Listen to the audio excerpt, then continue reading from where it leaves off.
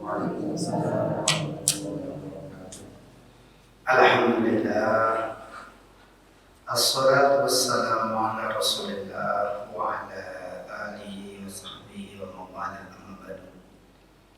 Qala Allah ta'ala fil Qur'anil Karim, a'udzu billahi minasyaitonir rajim. Afala yatadabbaruna al-Qur'an am ala qulubin aqfaluha. Qala Rasulullah sallallahu alaihi wasallam, "Man yuridillahu bihi khairan yufaqihuhu fid-din."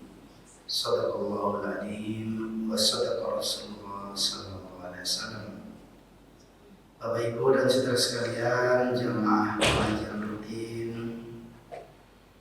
PRM PRA ya. Semoga kita semuanya senantiasa diberikan kemudahan oleh Allah Subhanahu wa taala untuk istiqomah di jalan Allah. Dan mudah-mudahan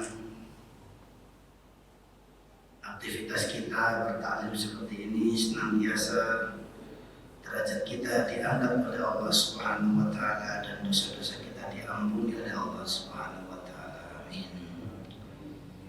Bapak Ibu yang dirahmati Allah, kita masih melanjutkan tentang ilmu waris ya. Ayat yang kedua, dulu sudah selesai ayat yang pertama. Mungkin masih ada yang ingat atau lupa, nanti kita ingatkan kembali ya, ilmunya ya. Kalau sebelumnya yaitu tentang bagian anak, kemudian bagian orang tua dan ibu ya. Kalau yang pertama kemarin di ayat 11, sekarang di ayat 12 ada bagian suami, ada bagian istri, dan ada bagian saudara. Kapan ketika saudara itu menjadi ahli waris? Baik, ayat 12 mau kita simak bareng-bareng.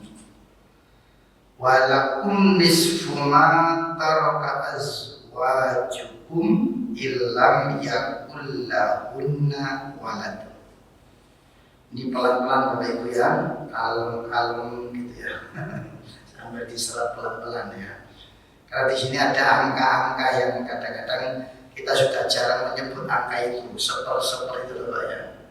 Ada setengah, ada 1/8, ada 1/4 dan seterusnya ya.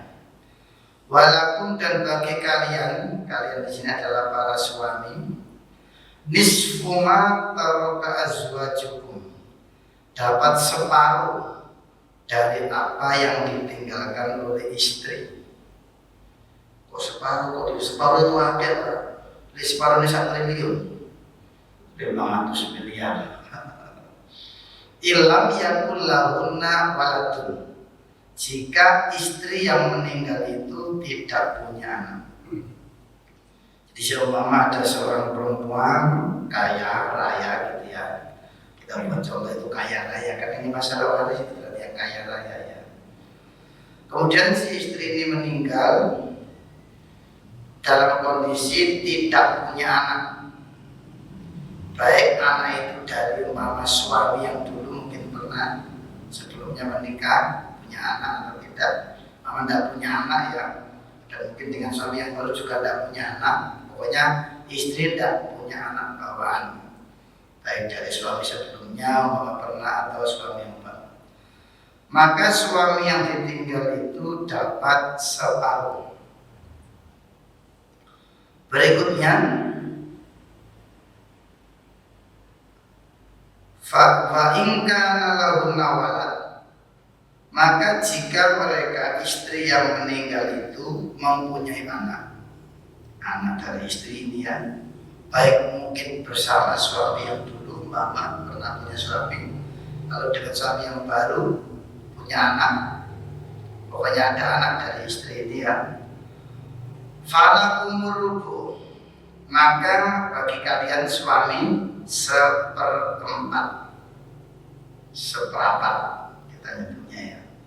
Mimma tarakna, dari apa yang ditinggalkan oleh istri yang wafat itu, mimba diwasiyatin yusina biha udahin, setelah ditunaikan wasiat atau hutang jika ada. Jadi prinsipnya harta itu bisa disebut harta waris jika sudah diselesaikan hutangnya jika ada. Jika ada wasiat juga harus dilaksanakan dulu, termasuk perawatan jenazahnya, atau mungkin ada gini lah, itu harus dipisahkan Pak ya. Umpama suami atau istri punya harta itu sudah campur Pak. Jadi dulu sebelum menikah itu tidak punya, kemudian mungkin bekerja sama ya, umpama tanahnya milik suami, bangunan rumahnya istri yang punya, begitu kan kadang-kadang bisa seperti itu. Pokoknya jadi intinya kita membahas waris itu terlepas dari itu semua. Jadi harta murni yang ditinggalkan oleh yang wafat ya. Kemudian jadi sekali lagi bagian suami itu setengah jika istri meninggal tidak punya anak, dan bagian suami seperempat jika istri mempunyai anak. Berikutnya bagian istri sekarang, bagian istri tadi bagian suami, sekarang bagian istri. Walahunna rubu, walahunna dan bagi mereka istri ar-rubu seperempat mimma taraktum dari apa yang kalian tinggalkan, illam yakul lakum walad, jika kalian laki-laki atau suami itu tidak mempunyai anak. Jadi istri dapat seperempat jika suami yang meninggal itu tidak punya anak, baik dari istri yang sekarang maupun umpama pernah punya istri yang dulu tidak punya anak ya. Seperempat, umpama yang ditinggal itu istri 4, ya seperempat tetap dibagi orang papat gitu ya. Baik. Kemudian fa'ilam yakul lakum waladun falahun nasumunu. Sampai sini kalimatnya. Falahunna maka bagi mereka para istri atau istri itu asumunu 1/8. Jadi kalau dulu kita nggak ngerti Bapak Ibu ya, 1/4 dengan 1/8 itu banyak mana? Banyak 1/4 saya nggak ngerti itu 1/8 orang kok nih. Kalau nggak ngerti kan begitu biasanya ya loh. Orang kok nih loh. Maksudnya 1/4 dengan 1/8 ya, tentu bagiannya lebih besar 1/4 kan begitu. Kalau diurai ya. Mimba diwasiatin, dari setelah dilaksanakannya wasiat jika ada sunnah yang kalian wasiatkan, audainin atau hutang sama ya. Jadi makanya kalau ada orang wafat, orang meninggal itu sebelum dikubur kan ada semacam mewakili keluarga Pak ya, bagi bapak ibu pentakziah, jika yang wafat ini punya hutang piutang dengan jenengan, monggo segera berurusan dengan keluarganya atau ahli warisnya. Artinya apa?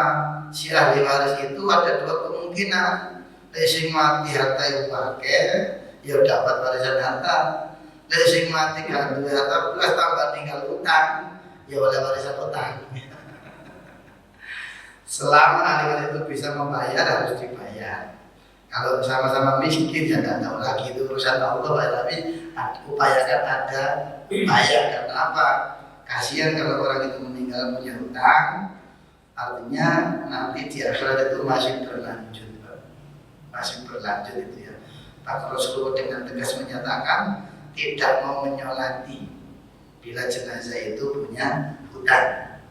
Dan jika ada keluarganya menyatakan saya Rasul sanggup membayar, itu Rasulullah baru. Artinya apa? Urusannya berat.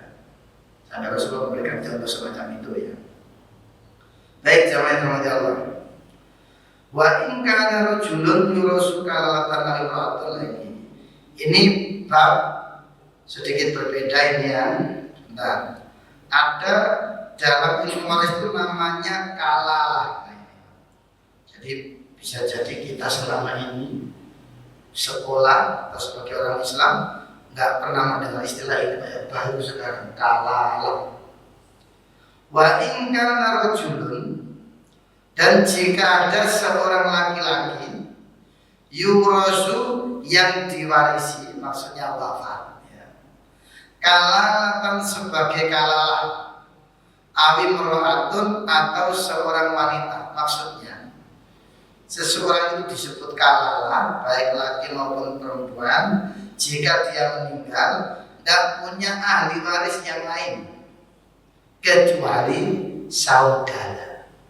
Jadi saudaranya saja yang menjadi ahli waris. Sehingga apa dalam hal ini saudara itu mendapat waris dari yang meninggal jika yang meninggal itu tidak punya anak. Nanti di sini penjelasannya ya. Siapa mereka? Walahu akhun. Walahu itu maksudnya dan yang mati itu mempunyai akhun, saudara laki-laki.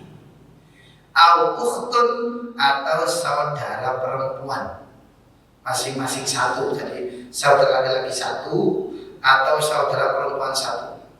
Di sini istimewanya ya. Jadi kalimat dalam Al-Quran yang sering kita sebut menggunakan pendekatan bahasa Arab itu, saudara laki perempuan itu dibedakan, Pak. Kamu laki, kamu perempuan dibedakan. Sehingga ada pertanyaan semacam ini ya. Kenapa Al-Quran itu menggunakan pendekatannya atau menggunakan bahasa Arab? Oh enggak bahasa yang lain. Ini kalau kita membahas ilmiahnya, ya jangan gini, ya jadi semua langsung dibahas, bukan gitu maksudnya ya. Biar kita tahu ilmunya. Sebab bahasa Arab itu subjeknya paling banyak. Contoh ya, kalau bahasa Indonesia subjek itu cuma 5 Bapak Ibu. Saya, kamu, dia, mereka, kita. Cuma 5. Kalau bahasa Inggris ada 7. I, you, we, they, he, she, it. I saya, you kamu, we kita, they mereka, he dia laki-laki, she dia perempuan, it benda. Artinya apa? Di sini kamu aja tidak dibedakan laki atau perempuan kan begitu. Tapi kalau dalam bahasa Arab itu subjeknya ada berapa Mas ingat? Ada 14. Masih ingat tasrif lughwinya ya? Huwa huma hum, hiya huma hunna, anta antuma antum, anti antuma antunna, ana nahnu. 14 subjeknya. Jadi kalau dalam bahasa Arab itu 2 itu belum jamak. Anta kamu laki-laki 1, antuma kamu laki-laki 2, antum kamu laki-laki banyak. Perempuan juga gitu, anti kamu perempuan 1, antuma kamu perempuan 2, antunna kamu perempuan banyak. Jadi 2 itu belum jamak. Kalau bahasa Inggris 2 sudah jamak ya. Maka dalam biasanya kalau terawih adalah istilah kultum, kuliah terserah antum. 7 menit ya maksudnya. Baik. Jadi itu cara ilmiahnya begitu. Karena subjeknya dalam bahasa itu paling banyak dan 2 itu belum jamak. Baik. Maka falikulli wahidin, maka setiap masing-masing seorang minhuma darinya. Jadi mama ada ahli waris itu sendirian, saudara sendiri 1 orang, baik laki maupun perempuan 1 ya. Maka dia mendapatkan minhuma dari keduanya as-sudusu 1/6. 1/6 jika seorang diri, baik laki-laki maupun perempuan sendirian ya. Namun fa in kanu aksara min dalika, namun jika mereka itu lebih dari 1, maksudnya 2 ke atas ya. Jika baik laki-laki maupun perempuan itu jumlahnya lebih dari 1, artinya 2 ke atas, 2 lebih, maka fahum syuraka fis sulus, maka mereka berserikat, maksudnya patungan dalam jumlah 1/3. Bedakan, Kalau seorang diri 1/6, kalau jumlahnya lebih dari 2 atau 2 ke atas itu 1/3. Bagaimana cara baginya jika campur? Ada laki ada perempuan dan begitu. Nanti penjelasannya di ayat terakhir. Sebentar saya tuntaskan dulu yang ayat ini ya. Laki-laki mimba diwasit masiyatin yusof biha autain. Tetap prinsipnya setelah jika dibayar hutang-hutangnya, jika dilaksanakan wasiat kalau ada ghairun mudhorin, jangan sampai ada yang didolimi. Artinya apa? Jangan sampai gara-gara bagi waris ada yang mendolimi saudaranya. Bahkan sampai bacok-bacokan yang kadang-kadang gak ngerti, royokan lu biar aku sih gelem rambut bendino loroe aku saiki ono warisan padha moro kabeh aku dulur. Kadang-kadang begitu. Pas dulure loro gak ono sing ngaku dulur. Saiki wis mati padha moro kabeh. Kadang-kadang terjadi begitu Bapak Ibu ya. Baik, memang kalau orang tidak punya ilmu dan mengedepankan hawa nafsu ya, jadi bubrah itu persoalannya ya. Tapi prinsipnya kalau kita takut dengan dosa, ya kita tidak berani macam-macam Pak. Terus gitu terus kami lomel bisa aku daripada begitu kadang-kadang yang takut dosa. Tapi sih nggak ngerti dosa, ketopanan ini kira-kira ya. PKB, padahal itu makan harta panas gitu ya. Baik. Wasiat minallah sebagai wasiat dari Allah, maksudnya nasihat. Wasiat di sini maknanya nasihat atau hukum dari Allah. Wallahu alimun halim, dan Allah Maha mengetahui, Maha bijaksana. Sekarang kita cari penjelasan di sini tadi.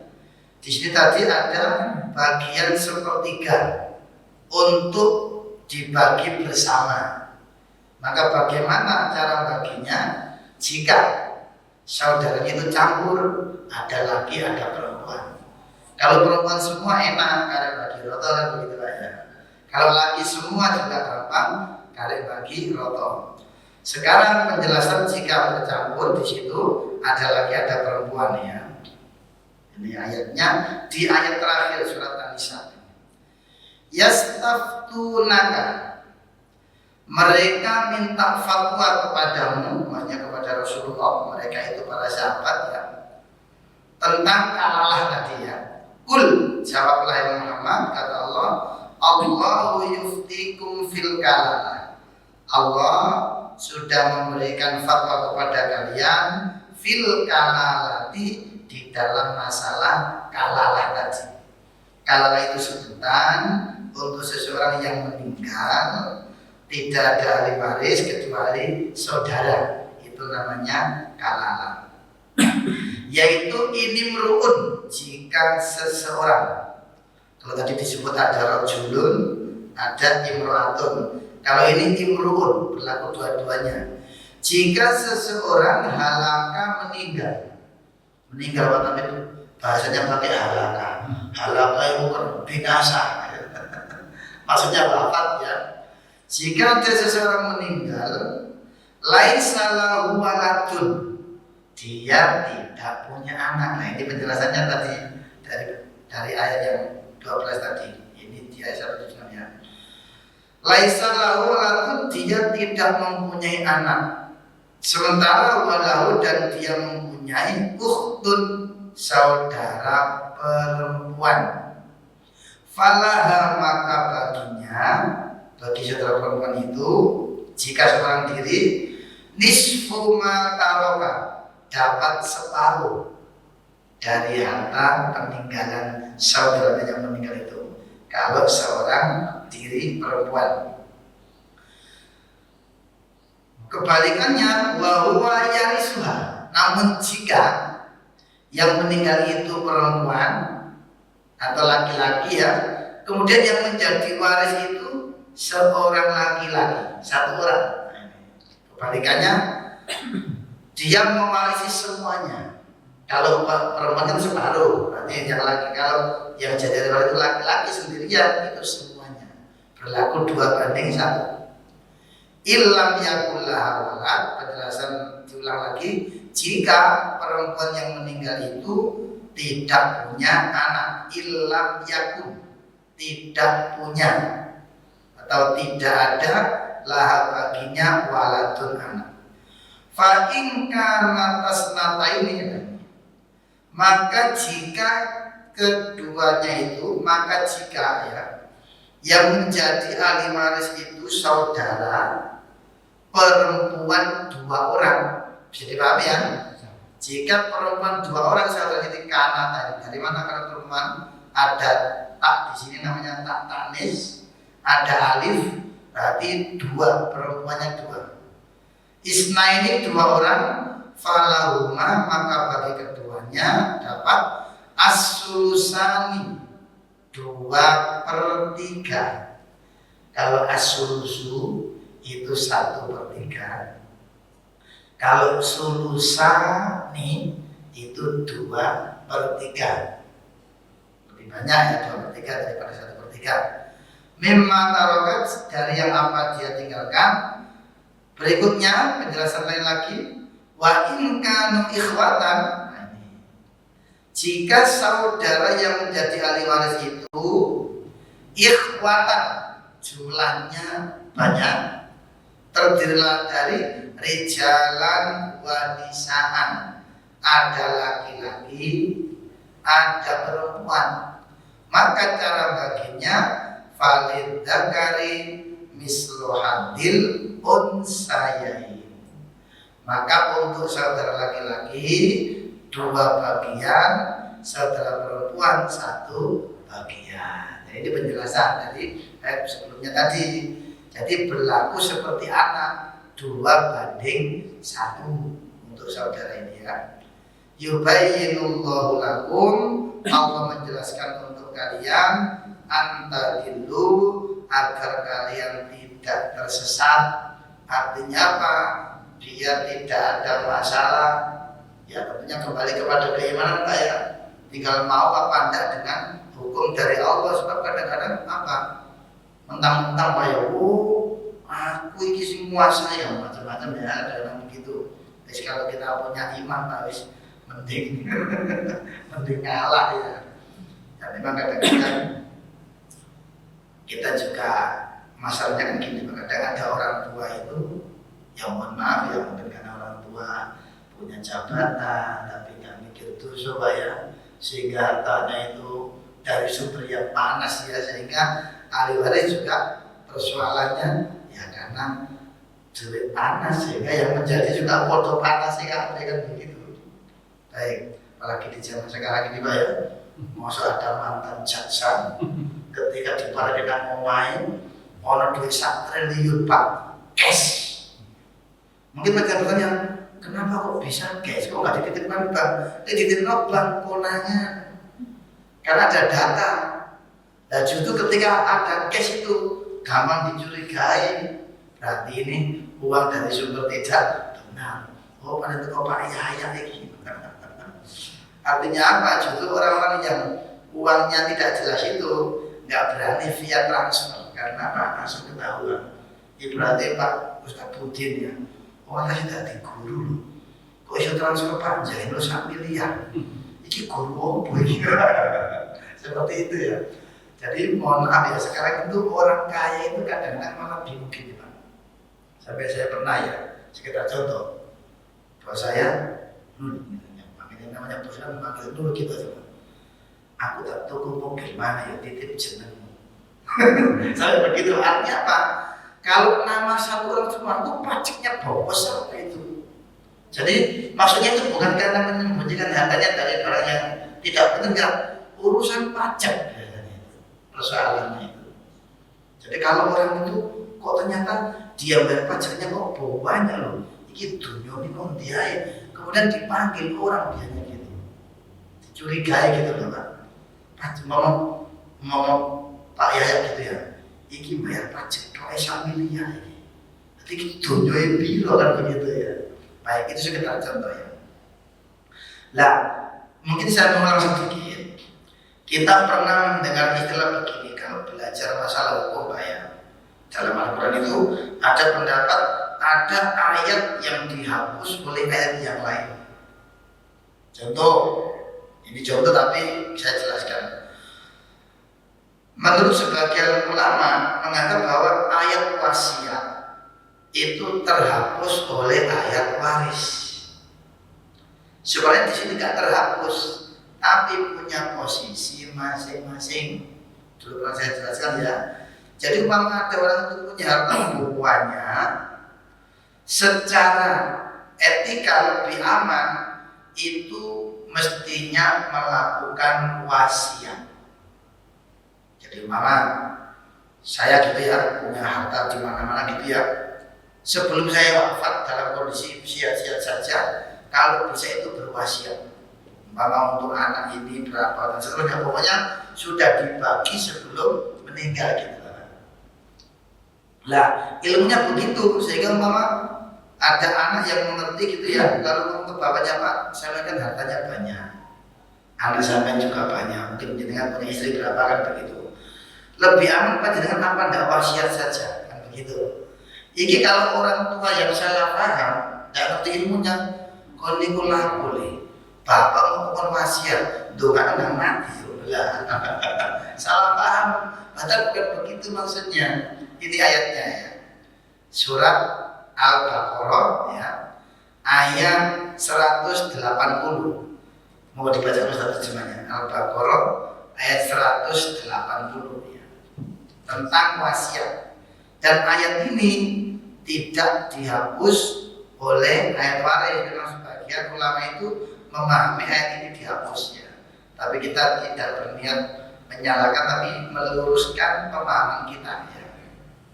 Monggo dibaca terjemahnya kita. Diwajibkan atas kamu apabila mau hendak menjemput seseorang di antara kamu, jika dia meninggalkan harta, berwasiat untuk kedua orang tua dan karib kerabat dengan cara yang baik, sebagai kewajiban bagi orang-orang yang bertakwa. Nah, itu terjemahnya agak ngeri-ngeri sedap ya Bapak. Ngeri-ngeri syaratnya begini. Diwajibkan atas kalian apabila di atas orang dinyatakan kedatangan tanda-tanda mati lain, masuk kejet-kejet berwasiat kan nggak mungkin. Maksudnya begini, setiap orang itu pasti akan mengalami yang namanya mati. Nah, maka ketika kondisi normal siat biasa ini, hendaklah melakukan atau berwasiat kepada siapa ini? Lil walidain, kepada orang tuanya. Sebab bisa jadi atau belum tentu orang tua itu meninggal duluan. Bisa jadi anaknya yang sugih bisa mati di sini. Dan kepada kerabat termasuk anak. Nah ini kadang-kadang di antara juga kita ada yang salah paham. Loh apakah wasiat itu berlaku untuk anak? Loh tetap berlaku. Wasiat itu kan haknya suka-suka si yang punya harta. Memang anak itu ahli waris, istri juga ahli waris, tapi disebut harta waris itu monas. Tiba-tiba orang itu wafat gitu loh ya. Belum sempat berwasiat, lah itu namanya jatuh menjadi harta waris itu. Jadi ada posisi masing-masing. Ketika belum sempat berwasiat, kok qadarullah moro-moro wafat, nah itulah berlaku hukum waris. Tapi jika masih siap seger-seger ya, nah itu Al-Quran menganjurkan untuk berwasiat. Wasiat maksudnya apa? Ini bagian-bagian sudah ditentukan, namun menjadi hak milik yang diberi itu setelah yang berwasiat ini wafat. Itu namanya wasiat. Baik, saya lanjutkan ke materi dulu ya. Lah, ada lagi contoh ya, menganggap ada ayat terhapus dengan ayat yang lain. Dibacakan Ustaz, surat An-Nisa ayat 43. An-Nisa 43. Ini pembahasan fikih, dianggap ayat ini dihapus dengan surat Al-Maidah 90. Monggo yang 43 dulu, sekedar contoh ini ya. Wahai orang yang beriman, janganlah kamu mendekati sholat ketika kamu dalam keadaan mabuk sampai kamu sadar apa yang kamu ucapkan. Oh, sampai itu dulu aja, sampai itu ya. Jadi ayat ini melarang, wahai orang yang beriman, janganlah kamu sholat ketika kamu dalam keadaan mabuk. Sebagian ulama fikih menganggap ayat ini terhapus oleh surat Al-Maidah ayat 90. Coba dibuka. Al-Maidah surat nomor 5 ayat 90. Baca terjemahnya. Ya. Ayat 90. Kecuali orang-orang Bukan Al-Maidah. Al-Maidah. Al-Maidah ayat 90.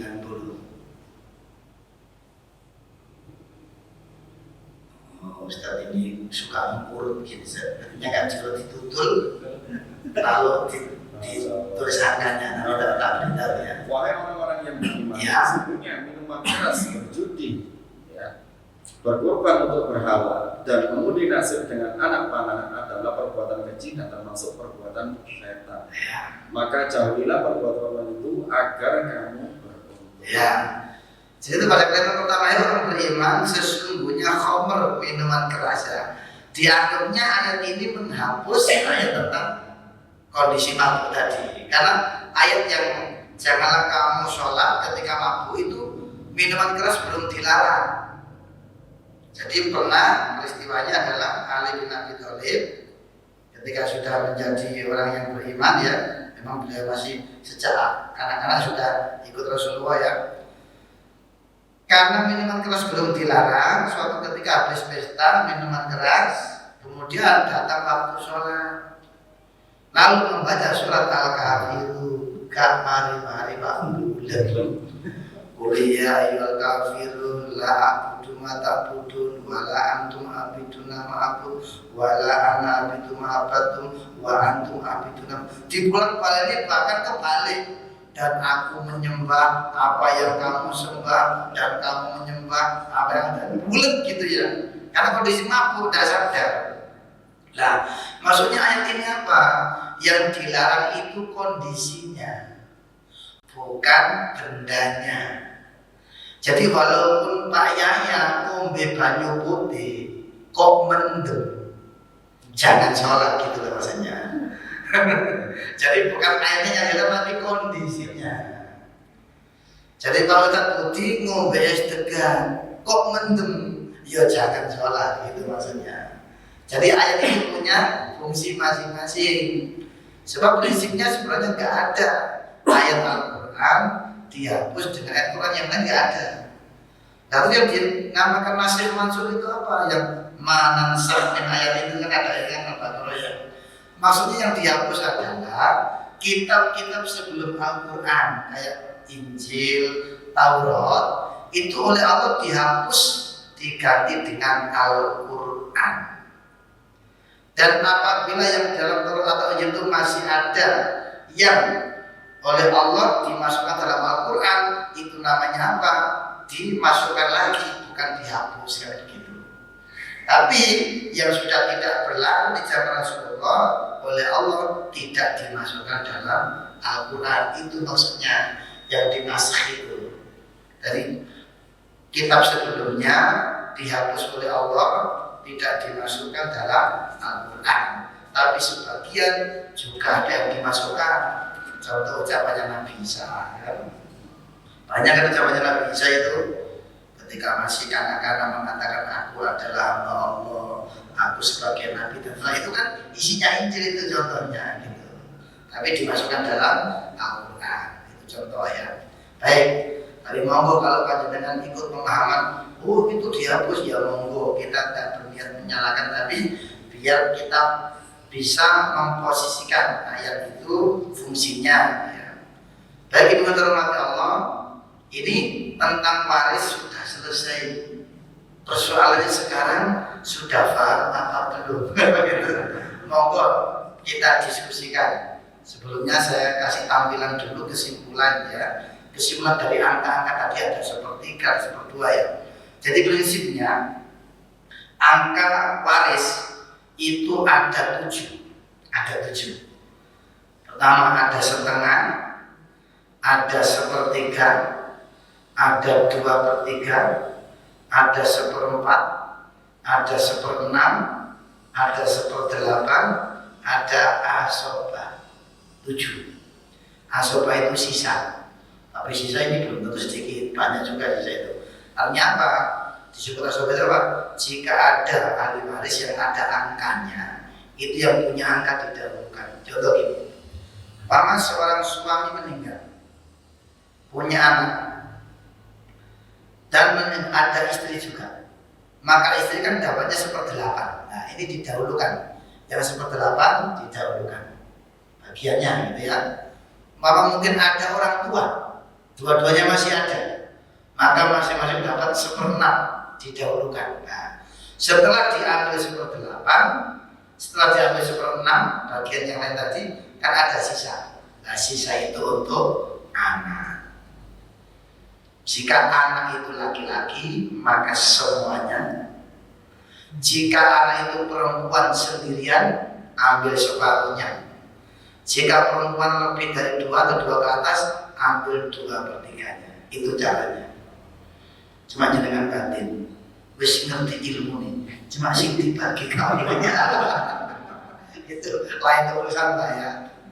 Makanya kalau panjenengan niteni ya di awal-awal surat An-Nisa, kenapa disampaikan tentang poligami, lalu masalah waris. Jadi 2 hal itu diatur dalam Islam, tapi memang prakteknya itu agak sulit banget. Artinya apa?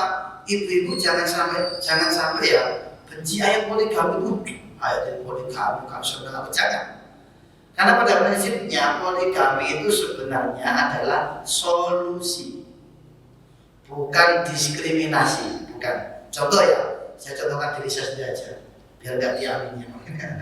Umpama istri saya sakit, ya, sudah beberapa tahun, tidak bisa melayani saya, sementara saya masih normal, kan begitu. Maka itu harus ada solusi. Mungkin istri saya sendiri yang sudah merasakan, wis mas, tak boleh bojo yo, aku gak enak sampean, gak bisa melayani sampean, gitu loh. Jadi saya tidak sampai menceraikan istri, tapi saya ada solusi kan begitu. Kayak Nabi Ibrahim itu loh, ketika dengan Bu Sarah tidak punya anak sampai 50 tahun lebih kan, sampai Bu Sarah diri yang gak enak, Mas Ibrahim tak boleh bojo yo, aku belum sampai ndonga rasanya ngeri gitu, minta keturunan kepada Allah sudah 50 tahun lebih, tapi kok nggak bisa dari saya, saya tak boleh ngono. Iki umpama Ibrahim mau kendal bahaya ngomongnya gak piye. Tapi kalau Ibrahim alaihissalam ngomongnya gini, jangan deh, nggak usah. Saya tetap yakin, mohon kepada Allah, ingin punya anak dari sampean. Bisa ternyata enggak, sudah terlalu lama ini, saya carikan saja. Sehingga cerita dicarikan oleh, kemudian dapat Bu Hajar kan, nah itu. Hanya dari Bu Hajar dapat anak pertama kan begitu. Setelah Bu Hajar melahirkan, kabar gembira, Bu Sarah hamil. Itu ceritanya ya. Jadi solusi sebenarnya. Salah sesuatu yang kemudian aku gak senang bayar ini, jangan, dosa kita ya. Lah masalah waris juga begitu. Lihat rumusnya itu gampang Pak. Oh ibu dari sekian, istri sekian, itu angkanya jelas. Tapi membaginya gak gampang. Gak apa-apa, satu rumah besar Pak, iki 1/8, masuk kali ini disigal kan gak mungkin. Kemudian untuk menjual juga tidak gampang. Sebab apa? Dalam hukum jual beli tanah atau rumah Bu ya, jika yang punya itu beberapa orang, semua setuju, satu orang saja nggak setuju, nggak bisa dijual itu. Notaris nggak bisa itu melayani begitu. Itu sekedar contoh. Artinya apa? 2 hal ini sesuatu yang diatur oleh Allah dan kita harus mengimani itu. Tapi untuk prakteknya memang tidak gampang gitu loh. Sehingga apa? Kita nggak boleh kemudian wis ojo gawe hukum waris wis dibagi roto ae. Nah, ini hati-hati juga. Pasti ada yang didolimi kalau pakai istilah bagi rata. Jangan lebih begini. Wis kalau memang bisa dibagi Pak ya. Umpama yang dapat banyak itu sudah hidupnya mapan kan wis iki lho diaku oleh akeh. Saya mau wis tak terima bagianku, tak kena sampean. Nah itu yang paling aman. Sehingga apa? Tidak ada yang didolimi. Sebab yang didolimi nanti di akhirat nggak terima itu Pak, walaupun saudara, gitu loh. Kecuali sudah ngomong dari awal tadi, tapi tetap harus disesuaikan dengan bagiannya itu, biar jelas gitu ya maksudnya ya. Baik, jamaah yang Allah Subhanahu Wa Taala, monggo kita sampai di sini dulu kita pahami, nanti baru kita melangkah ke berikutnya jika waktunya masih ada ya. Saya tunjukkan dulu kalimat kesimpulan ya dari bagian-bagian tadi ini, bagian baris. Nah ini ada setengah, itu siapa saja bagiannya. Ada sepertiga, itu siapa saja yang dapat angka sepertiga itu. Ada seperempat, ada seperenam ya, ada seperdelapan ya, ada 2/3, kemudian ada asobah, sisa. Tapi sisa banyak ini, sisa dari 1 triliun itu banyak.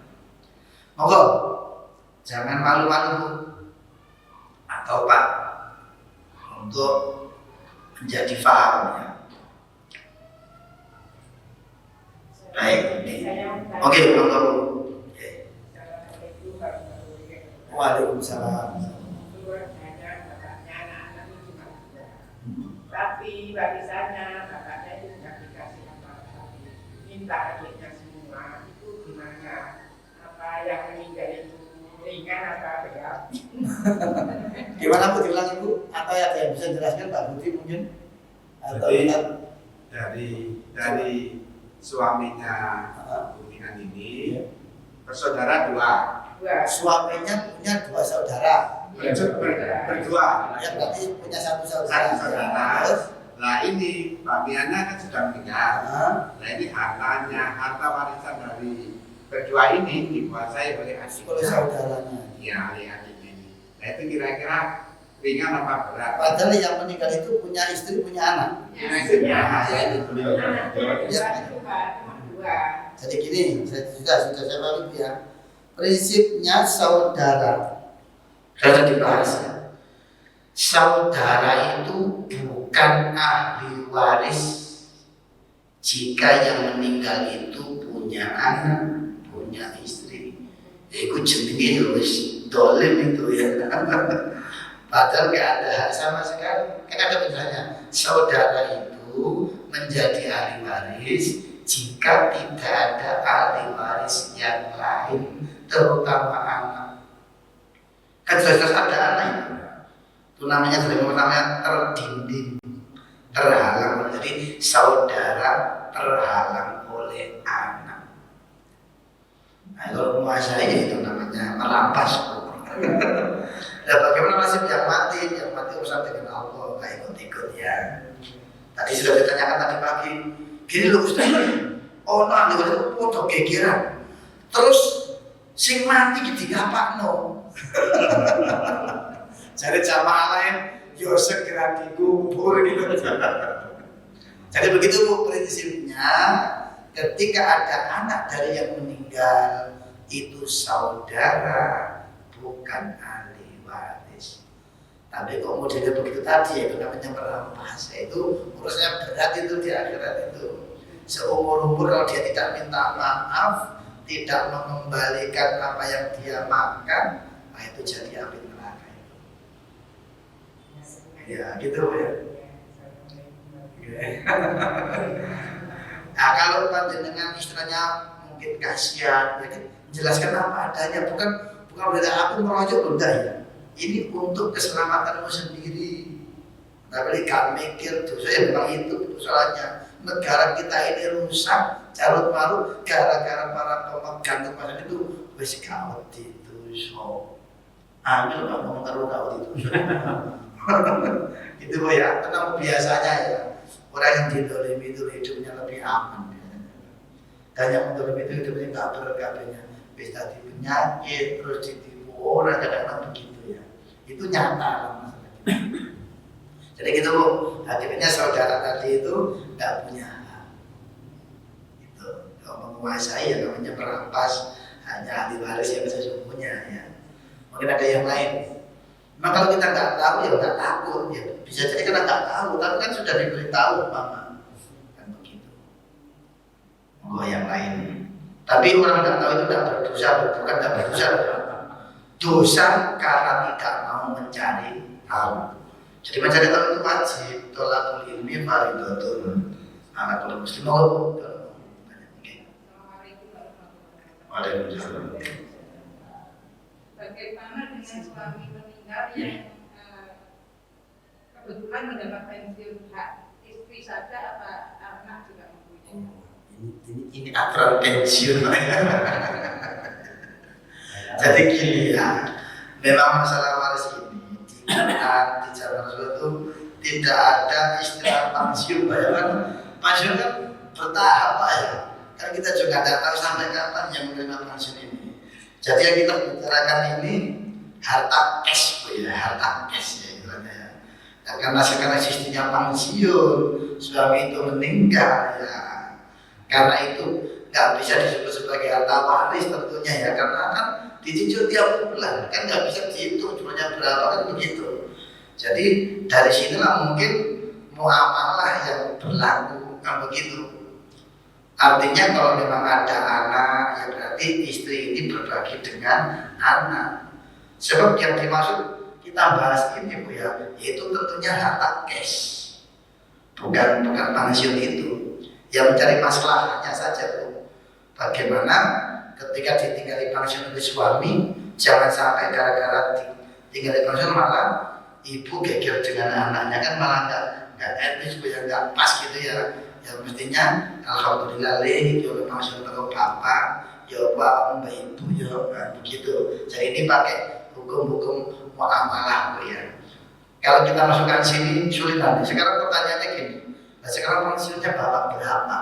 Sampai tahun berapa kan begitu? Kemudian dibaginya kapan? Dibagi saya durung ono duit. Kan begitu Bu ya. Mungkin itu nanti ada pembahasan khusus Bu ya. Karena ini yang dibalik masalah pasar berapa? Ada hartanya cash kan begitu. Monggo yang lain. Gak ada ya, baik. Jika nggak ada, saya teruskan hal yang penting juga ini ya. Baik, yaitu tentang masalah mahram. Dulu pernah saya bahas, cuma mungkin sudah lupa karena ada yang baru Bapak Ibu ya. Jadi saya ingin memasukkan masalah mahram. Baik, di masyarakat kita Bapak Ibu terhormati Allah, kita sering mendengar istilah, kadang-kadang kalimatnya mahram ya, orang nyebut mahram. Kemudian ada juga menyebut istilah muhrim. Dua kalimat ini secara tulisan itu salah, cuma sudah difahami gitu loh. Salah tapi wis kadung difahami begitu. Tulisan yang benar adalah mahrum, yang diharamkan. Artinya haram untuk dinikahi. Jika tulisan itu mahram, maka ini artinya beda. Ini namanya dzaraf makan, tempat mengharamkan, tempatnya. Jika kita belajar nahwu shorof ya. Kemudian kalau muhrim, ini secara bahasa muhrim yang mengharamkan. Berarti Allah yang mengharamkannya. Tapi yang pas adalah mahrum, yang diharamkan. Artinya diharamkan untuk dinikahi. Dan kita sering mendengar loh, ada namanya Masjidil Haram. Loh itu kan masjid yang diharamkan. Nah, ini pemahamannya gimana? Jadi haram itu maknanya ada dua. Masjidil Haram artinya masjid yang mulia. Haram yang kedua maknanya yang dilarang. Artinya apa? Seseorang itu kalau hidupnya bisa menjauhi yang diharamkan, maka hidupnya menjadi mulia. Gitu loh maksudnya. Untuk menggabungkan dua pemahaman itu. Jadi haram artinya mulia seperti Masjidil Haram kan begitu. Ya haram satunya dilarang atau diharamkan. Nah, tapi di Bumi Ayu itu ada Bapak Ibu namanya Masjidil Halal. Aku kemarin lewat ngerti ke langsung dari Bumi Ayu ke Muring itu. Nah sebenarnya mestinya nggak boleh pakai nama seperti itu. Karena berlaku kebalikannya kan. Kalau di Mekah itu Masjidil Haram, masjid yang dimuliakan. Berarti kalau pakai nama Masjidil Halal, berarti masjid yang tidak dimuliakan akhirnya. Kan pakai nama kebalikannya. Ya saya juga belum tanya takwilnya sih. Kenapa kok sampai membuat nama seperti itu, gitu loh. Apakah supaya gampang diingat? Oh pokoknya Mekah itu Masjidil Haram, mungkin di Masjidil Halal, gitu ya. Tapi mestinya nggak boleh pakai seperti itu. Ya kenapa? Berlaku sebaliknya masalahnya ya. Coba ini loh Bapak Ibu ya, ada namanya mie setan. Ya, pernah tahu mie setan di Jalan Bromo, Kota Malang ya. Jalan Bromo atau Jalan Kami itu ya. Ada rawon setan di Surabaya sana.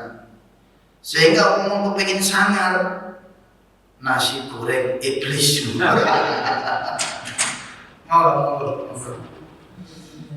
Sementara ulama itu berpendapat kalau ada makanan halal tapi dilabeli semacam setan atau rawon setan tadi ya, mie setan, itu jadi hukumnya menjadi haram. Karena apa?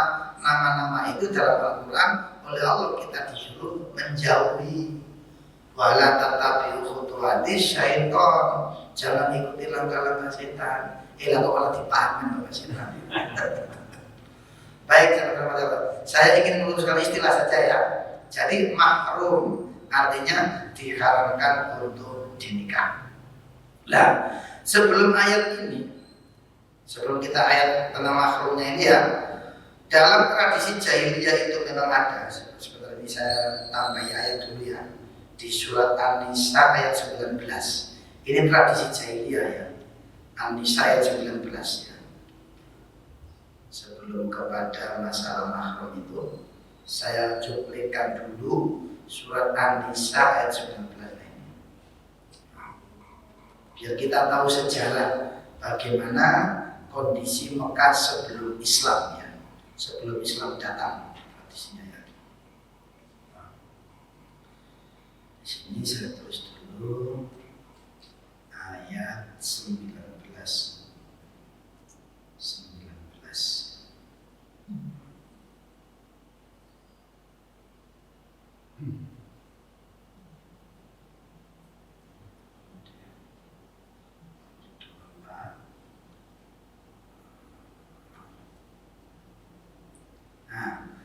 Kita tunjukkan dulu bagaimana kondisi jahiliyah ya. Zaman jahiliyah itu sampai ketika orang sudah beriman, Allah berfirman begini ya. Ya ayyuhalladzina amanu, wahai orang-orang yang beriman, jadi setelah menerima Islam itu, la yahillu lakum an tarisun nisa karha. Tidak halal bagi kalian atau haram, maksudnya tidak haram, tidak boleh bagi kalian antarisun nisa karha, bahwa kalian mewarisi wanita secara paksa. Artinya zaman jahiliyah dulu itu, kalau ada seorang laki-laki punya banyak istri gitu Pak ya, dan dia punya anak laki-laki, ketika si bapak ini meninggal, itu para istrinya itu diwarisi oleh anaknya, bahkan bisa dijual. Jadi wanita zaman jahiliyah itu nggak ada harganya, seperti sandal gitu, bisa dijual, bahkan bisa ditukar tambang. Bahkan zaman itu ada perbudakan ya. Kalau kita lihat film dokumenter itu ya, di pasar budak itu ya, laki maupun kalau jadi budak itu ya, dijual, ditawarkan harganya itu ya. Kemudian budak yang bagus itu semacam dikasih tanda kayak stempel. Nyetempelnya bukan kayak nyetempel kertas itu enggak, tapi besi dipanaskan gitu ya. Malah budak itu milih saya gitu ya, ini Zainur gitu ya.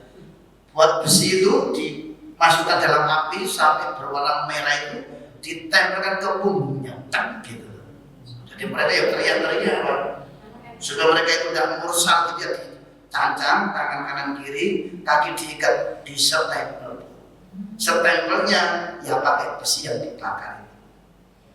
Kalau kita kan sering mendengar kuda yang bertanda khusus itu, kuda disestempel itu, tanda khusus itu. Kalau dalam surat An-Nisa ayat 14 itu, Ali ayat 14 itu, budak bertanda khusus. Termasuk budak juga begitu zaman itu.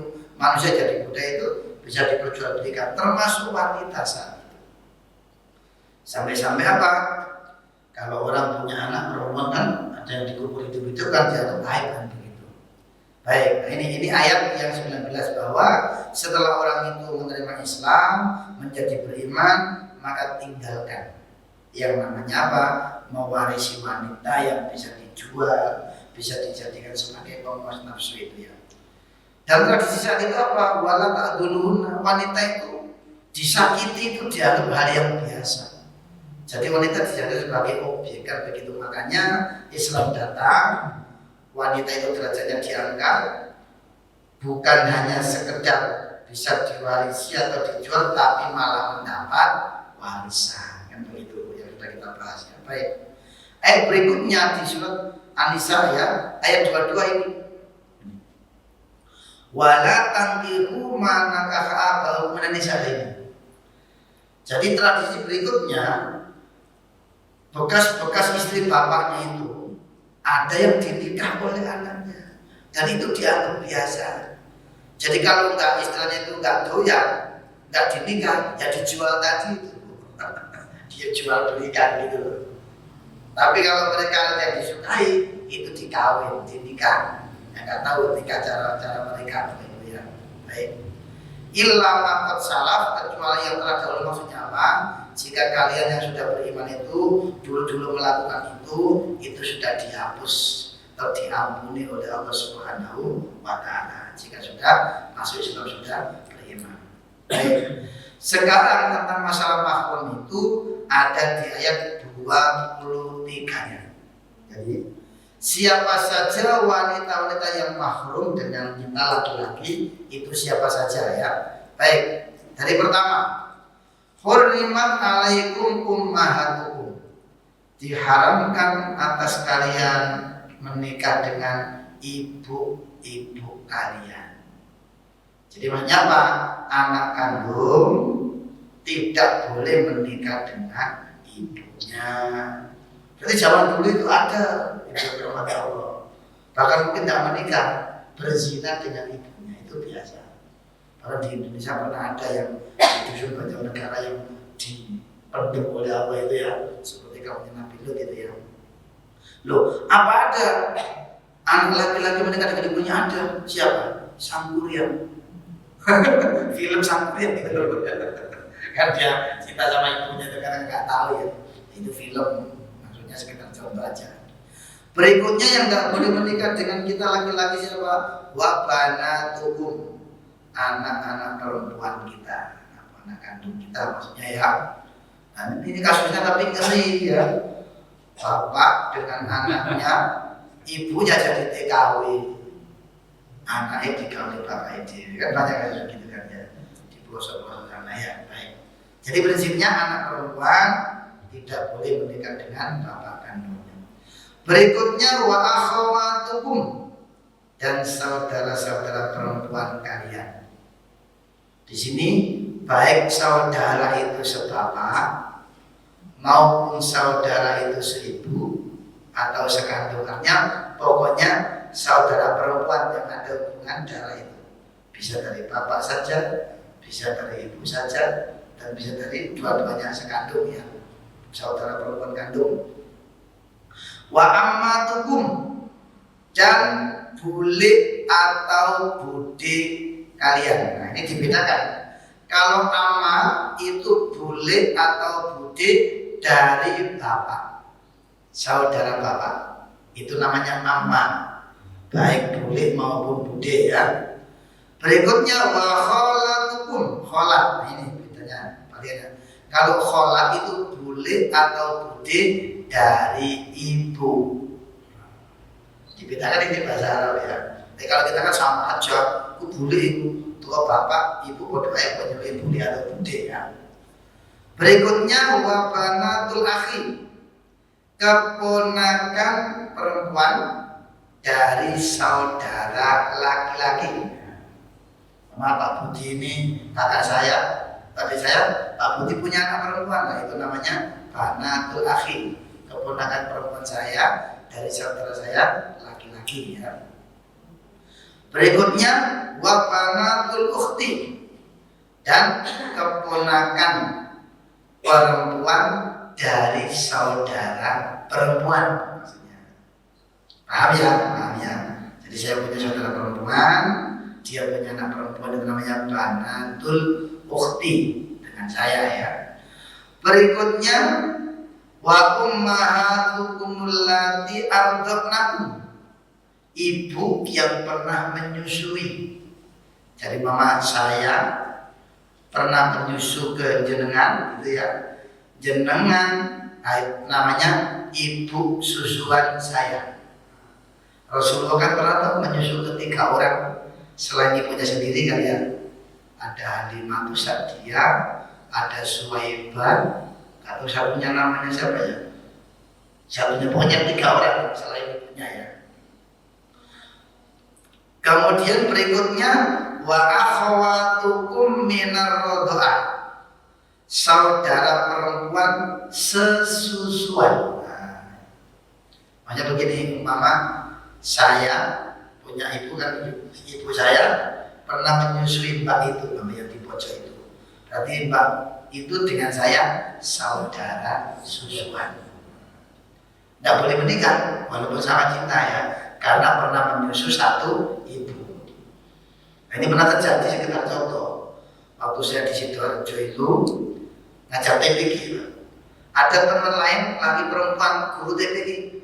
Setiap itu gandengan, padahal setahu saya dia bukan siapa-siapanya. Kok tiap keluar masjid gandengan tangan, Pak? Akhirnya saya penasaran, tanya ke ibu warung. Saya anggap tahu karena tetangganya. Bu, mereka itu siapa? Kok sering gandengan berdua? Oh itu mas. Mas itu dulu kecilnya pernah nyusu ibunya mbak itu. Ya mestinya ya gak segitunya bu. Kalau oleh gandengan menunda. Maksudnya tidak boleh menikah itu bukan berarti oleh lapo-lapo gitu loh maksudnya itu. Itu kan kebablasan memahaminya. Memang si masnya dengan mbak ini gak boleh menikah karena pernah menyusu satu ibu. Tapi bukan berarti oleh gandengan nanti bukan. Itu kan jadi fitnah, jadi setan nanti yang masuk ya gitu loh. Namanya juga masih orang lain, tapi kena hukum gak boleh menikah gara-gara pernah nyusu seorang ibu yang sama gitu loh. Bukan berarti gandengan di konak mul-mul. Itu contoh kesalahpahaman kita punya. Contoh kalau mama ada, kita angkat anak itu bapak anak adopsi, itu hati-hati. Kalau yang kita angkat itu angkat anak laki-laki yang kita angkat dan itu hubungannya orang lain dengan kita, maka ketika dia balik dengan istri kita bermasalah itu. Nggak boleh sering di rumah berdua, di gonjeng atau mana sudah punya berdosa. Karena anak angkat itu orang lain. Sudah balik berarti kan dengan ibu angkatnya bukan muhrim. Dan tidak boleh sembarangan berduaan. Ini anak dia anak dianggap berarti kan itu anaknya kan. Atau kalau dimasukkan kakak, dibingkang bapaknya, angkat itu juga tidak boleh. Sebab anak itu prinsipnya harus tetap tahu orang tua aslinya, nasabnya. Sementara kadang-kadang kita itu malah buat perjanjian. Pokoknya sejak lahir tak rambut, ojo sampai ketemu bapak ibu. Kadang-kadang ada yang buat perjanjian begitu. Ya dosa besar itu kalau dilakukan. Dan anak angkat gak dapat waris.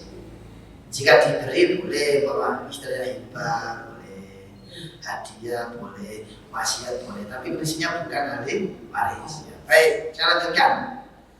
Jadi terakhir tadi saudara perempuan sesusuan.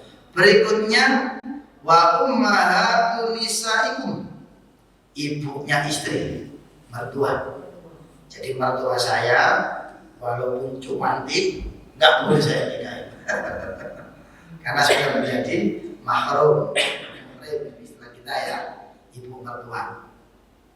Berikutnya waraibukum allati fi hujurikum min nisaikum allati taqatum bina, ini panjang ini. Satu kalimatnya panjang ya. Dan anak tiri, maksudnya anak tiri kita yang ibunya kita nikah dan ibunya itu sudah kita kawin. maka anak itu jadi muhrim dengan saya. Jadi contohnya gini, mama ada seorang janda gitu ya, saya menikah dengan janda ini, dan saya tahu janda ini punya anak. Maka setelah saya sudah menggauli ibu janda ini karena istri saya, maka saya dengan anaknya menjadi muhrim atau mahrum, tak boleh saya nikah. Loh bisa mama dinikahi ada kalau ada sebabnya ini. Berikutnya, fa illam takunu taqulun bina fala junaha alaikum. Jika ibunya itu belum sempat digauli oleh suami ini, kemudian diceraikan atau mungkin meninggal meninggal bapak ya, belum digauli, maka bapak ini yang menikah dengan ibu tadi boleh menikahi anaknya ini karena fa illam takunu taqulun bina, maka jika kalian belum menggauli mereka, fala junaha alaikum, maka boleh dinikah. Loh, cik kurang ajar nih kemarin ibu yang kawin anak ini. Itu kan bahasa kita, itu kan pakai perasaan. Kalau bahasa pun enggak, contohnya gini mama ya. Mama ada janda, kenal dengan saya. Ketika kenal, kemudian kita saling cinta gitu punya bahasanya, dia nggak pernah ngomong kalau punya anak gitu loh. Sekedar contoh ini. Lalu pas saya menikah, mama menikah lagi gitu bu ya, tiba-tiba ada gadis datang. Loh dik itu siapa? Itu anakku mas. Loh kok kamu tuh sampai itu anak? Kan begitu. Boleh aku kode anakku sama kayak itu tengah aku. Loh urusan lain kan ya. Makanya begini, dik kalau begitu kita cerai. Saya menikah dengan anak sampean. Mungkin anggapan itu dengan loh. Lekatnya belum tentu. Bisa jadi jawabannya ini. Wis gak apa-apa mas sampean gak dadi bojoku, kita bercerai tapi dadi mantuku. Kan gak apa-apa kan? Mungkin berbojo gitu loh Pak ya. Artinya pas secara hukum itu boleh. Karena saya belum sempat menggauli ibunya. Kemudian saya bercerai dengan ibunya, saya boleh menikahi anaknya. Itu kalau kita bicara hukum ya, nggak pakai perasaan. Pakai perasaan cipuran bahasa beda lagi bilangnya ya. Ini ayatnya seperti itu ya. Berikutnya yang dianggap muhrim itu dalam ayat ini, wa halailu abnaikum alladzina min aslabikum, mantu perempuan dari anak laki-laki Anda. Makanya apa? Saya punya anak laki-laki, menikahlah istrinya anak saya itu muhrim dengan saya.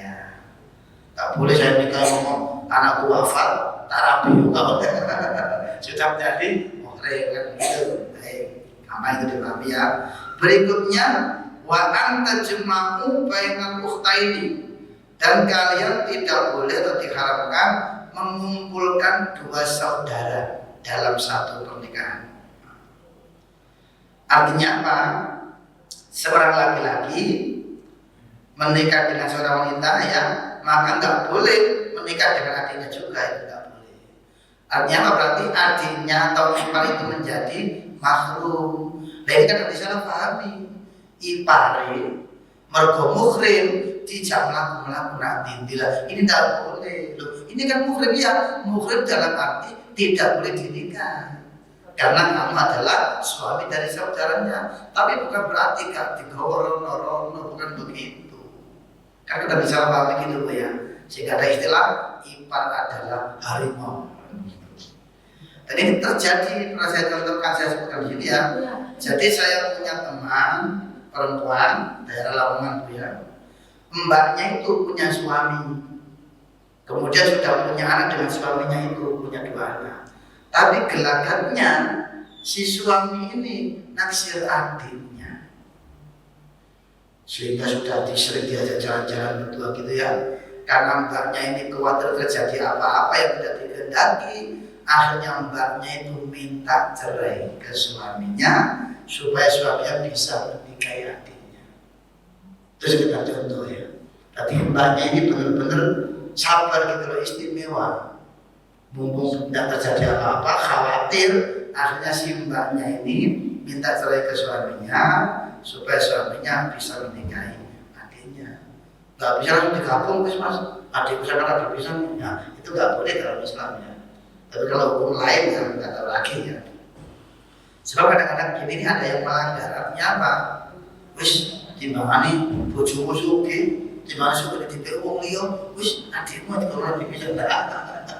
Ya kalau kita itu kan dunia Pak ya.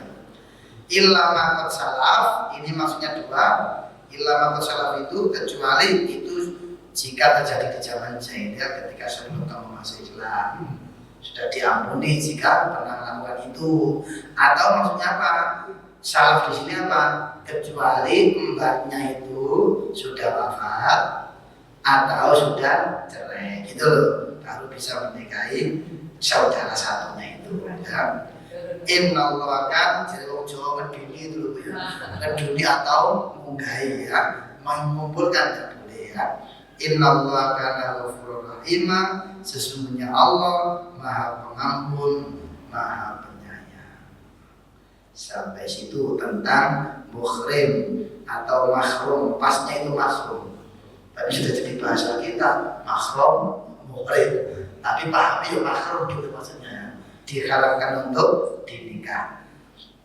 Monggo kalau ada pertanyaan, biasanya gini nih tentang anak angkat biasanya muncul Pak ya. Bagaimana kalau ingin ngangkat anak supaya aman, ya ambil dari keponakan. Jadi umpama ngangkat anak laki-laki, ya ambillah dari keponakan istri, gitu loh. Sehingga dengan istri ini mahram sampai dewasa pun mahram ya, dengan suami odolanani, gitu loh. Jika ingin mengangkat anak perempuan, ambillah dari keponakan suami, sehingga dengan suaminya itu mahram karena keponakan sendiri, dengan istrinya odo-wedoe, gitu loh. Yang aman. Tapi kalau ngangkat orang lain, masalahnya ketika sudah balik. Jika yang diangkat itu anak perempuan, bisa dirapi bukan bapak angkat. Kalau orang lain ya, begitu sekedar contoh kan begitu. Nah, sing diangkat anak laki-laki, apa sih diangkat bapak ibu angkat? Yo gak iso loh. Masa anak itu bojone loro. Ya kudu nyerai bojone dhisik kan bisa. Itu maksud saya ya. Kalau laki-laki jangankan menunggu istrinya meninggal, istrinya si urip di surat dimana gitu loh maksudnya. Bicara hukum ya, bukan bicara perasaan. Mau ada yang mau didiskusikan tuh. Memang kita memahami hukum itu harus teko-tekoan gitu ya. Harus apa adanya. Bicara hukum itu. Contoh Bu ya, masalah suami istri gitu ya, mandi junub, jika terjadi apa, sebabnya apa, itu kita nggak boleh nyampe purno, bukan. Bahas begini harus jelas. Sehingga dalam hadis itu apa? Ada salah satu istrinya Rasulullah yang paling sering mandi bersama dengan Rasulullah, namanya Bu Maimunah. Artinya apa? Suami mandi dengan istrinya dalam satu kamar mandi itu hukumnya boleh, gitu loh. Ya, kita berbicara yang aneh-aneh ya. Secara kita bicara hukum gitu ya. Monggo kalau ada pembahasan yang perlu ditanyakan Bu. Muhrim, mahrum atau apa lagi tadi. Baik, jika tidak ada, oke Bu. Waalaikumsalam. Kalau semua urutan mahrum tadi, Ya. hubungannya dengan batalnya wudhu gimana? Oh, bahas masalah wudhu batal ya. Saya jelaskan memang ada dua pendapat. Itu terlepas dari mahrum atau tidak. Jadi masalah batal itu tidak ada hubungannya mahrum atau tidak. Satu pendapat menyebut bahwa jika orang laki-laki setelah berwudu lalu menyentuh perempuan, itu dianggap batal, walaupun istrinya sendiri itu dianggap batal ya. Jadi itu tidak ada hubungan dengan mahrum atau tidak. Pendapat kedua, ini yang kita ikuti di Muhammadiyah, yang diikuti pendapat kedua, maksud saya pribadi, menyentuh perempuan itu mahrum atau bukan, tidak batal. Yang dimaksud batal adalah menyentuh dalam arti sama-sama menyengaja artinya bersetubuh. Syahwat. Ya, sahabatnya keluar tidak lagi urusannya. Ya memang kalimat menyentuh ini umum Bu. Contoh ya, ini yang menjadi analisa para ulama fuqaha itu begitu. Mama saya habis wudu megang istri saya. Megang kan macam-macam, megang tok, apa megang dilus-lus, nah, apa malah megang itu merembet, itu kan kalimatnya menyentuh semua, gitu loh. Sehingga kalau hanya prinsip menyentuh atau tersentuh, kemudian kita terjadi apa-apa, tidak terjadi syahwat keluar, ya memang prinsip awalnya tidak batal. Tapi karena kajiannya itu mendalam ya, belum menyentuh tadi meraba kan itu kalimatnya sama belum menyentuh itu. Sementara kalau kita lihat kalimat aslinya ya, kalau kita belajar tata bahasa itu di surat Al-Maidah ayat 6 itu begini Bu, kalimat aslinya ya. Ayat 6 ya. Ya ayyuhalladzina amanu idza qumtum ila sholati faghsilu wujuhakum, ya di sini kalimatnya. Aw lamastumun nisa di sini ya. Di sini ada kalimat menyentuh itu di sini begini yang jadi masalah ya. Aula mastum anisa. Ini kalau bahasa umum terjemahan itu diartikan menyentuh sebenarnya. Ini diartikan menyentuh di sini ya. Saya titik itu di sini ya. Menyentuh. Padahal secara tata bahasa di sini kalau lamasa ya, lamnya pendek ya, lamnya pendek itu artinya menyentuh. Tapi kalau ini lamnya dipanjangkan, lamastum, saling menyentuh, sama-sama ada maksud, sehingga diartikan apa? Bersetubuh. Lah Anisa di sini juga bukan wanita pada umumnya, tapi ada alnya, istri. Berarti ketika suami sudah punya wudu, tiba-tiba habis wudu kok kepingin, gitu loh Bu. Ya, istri kan halal ya, ada masyarakat daripada surat tidak usul, kan begitu. Jika itu terjadi, ya wudunya batal. Bahkan bukan hanya wudu, nantinya harus mandi junub, gitu loh. Sebab banyak riwayat Rasulullah itu kalau mau ke masjid kadang-kadang nyium istrinya. Kalau pun itu tidak dipercaya ulama ya, Rasulullah itu sering ketika sholat tahajud malam, dua istri itu senang duduk. Sikilnya loh di selipang dengan Rasulullah ketika sujud. Jadi ketika mau sujud, sikilnya dua istri diangkat di pinggir dulu kan, ngangkat kaki kan nyentuh. Opo ngangkat bayi tenaga dalam ayo mungkin. Jadi Rasulullah itu mengambil kakinya Bu Aisyah, dipinggirkan, berarti kan menyentuh. Padahal dalam kondisi sholat, gitu loh. Jadi monggo jangan itu yang mana ya. Kalau saya pribadi, prinsipnya menyentuh itu tidak batal. Jadi kalau menyentuh, sentuh-sentuhan, terus nol, itu lagi urusan lainnya. Ya, saya kira nggak ada syahwat, ada yang keluar ya. Keluarnya itulah yang menjadikan bahasanya bahasa sederhana, cuma analisanya yang mendalam gitu loh. Menyentuh di Rasul kan tetap menyentuh kan, akhirnya muncul sesuatu yang membuat itu ya. Gitu Bu ya.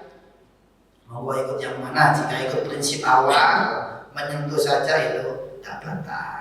Tapi terus kan berawal dari menyentuh ya, sehingga apa? Awal masuk di sini diartikan apa? Menyetubuhi istri itu batal wudunya, bahkan tidak sekedar wudu kan, mandi junub. Gitu Bu ya. Jadi kita itu fahamnya enak kok Bu. Monggo jangan kalau ikut itu monggo. Kalau sehingga apa kadang si lanang budok. Karena bujut itu prinsipnya nek kesentuh batal malah dikudok. Bujutnya mari wudu, habis sholat gitu. Oh, akhirnya kok apa? Wis nek ora kalau paham iki ya begitu akhirnya. Ada yang budok begitu itu. Dulu malah saya dengan teman saya waktu di SMA, Pak. Sing betul-betul itu memahami di situ batal. Dikudu sing mana Pak mari wudu ditebak. Mari wudu ditebak wudu ada. Itu salah satu pemahaman yang kita tidak bisa menyalahkan Bu ya, karena memang itu namanya khilafiyah. Khilafiyah itu tidak sama dengan kita. Kalau khilafiyah itu ada ayatnya, ada hadisnya sahih, tapi cara memahaminya berbeda. Kalau bid'ah itu apa? Tidak ada hadisnya, tidak ada yang dilakukan, itu namanya bid'ah. Tapi ya udah gampang-gampang itu bid'ah. Rasulullah kata numpas sepeda motor. Kalau sudah betul-betul bid'ah ya udah kalau gitu ya. Itu urusan syariat ibadah ya, kalau muamalah umum ya. Rasulullah nggak tahu pakai laptop ya. Berarti ini bukan bid'ah. Ya kita harus bisa mendudukkan masalah itu ya. Mungkin ada yang lain kayak gitu ya. Aman bukan apa, kita aman ya. Bukan mengada-ada ya, memang itu kenyataannya. Rasulullah itu mencium istri itu biasa walaupun punya uang. Baik, jika tidak ada untuk pertemuan kali ini kita cukupi sampai pada masalah makhluk ya. Insyaallah pertemuan berikutnya masalah rumah tangga masih di surat An-Nisa, insyaallah. Baik, kita baca alhamdulillah. Alhamdulillahirabbil alamin. Subhanallahumma wa bihamdika asyhadu an la ilaha illa anta astaghfiruka wa atubu ilaik. Mohon maaf. Wassalamualaikum warahmatullahi wabarakatuh.